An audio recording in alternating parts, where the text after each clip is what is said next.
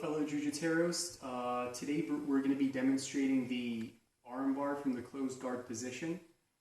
This is Badirhan and this is Ensar from Gunchek Fight Club. Let's begin. So I have my opponent in closed guard position from here. Ideally, I'd like for his posture to be broken as such for any submission, including the armbar. Now, that's not always going to be the case, so if he's postured up like this, I need to break his posture first by bringing my knees up and towards myself, as such, okay, to be able to break his posture.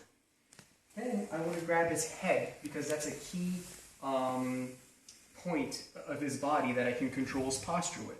Then I want to grab his arm, okay, by the wrist.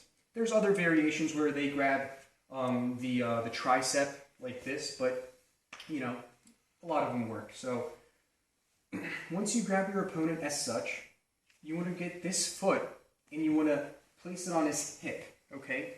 Why do I want to do this? It has two main reasons. One being that I don't want him to come forward, because if he comes forward and I'm not able to constrain his movement, he's just going to be able to get out of the position, okay?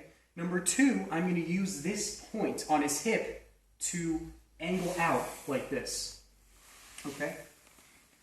Once I do that, and here's an important detail, I don't want to keep my knee far apart like this, because if I keep it like this, he's just going to posture right out of there.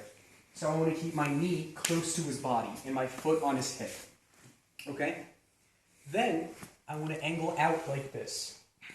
The next step is to break his posture even more. How do I do this? I bring this foot, more correctly, this entire leg, upward like this, and then towards his body I push, okay? Once I get to this position, what I want to do is I want to push his head away in order to get this leg on the other side of his head, okay? The side that I'm on. From here, some people like to cross their legs. It may work, but to apply even more pressure on the arm, it's better to not interlock your legs like this and to keep them separate, okay?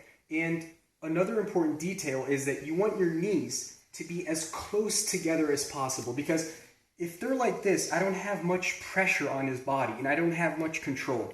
But if they're pinched together, I have a lot of isolation on this arm that I'd like to break.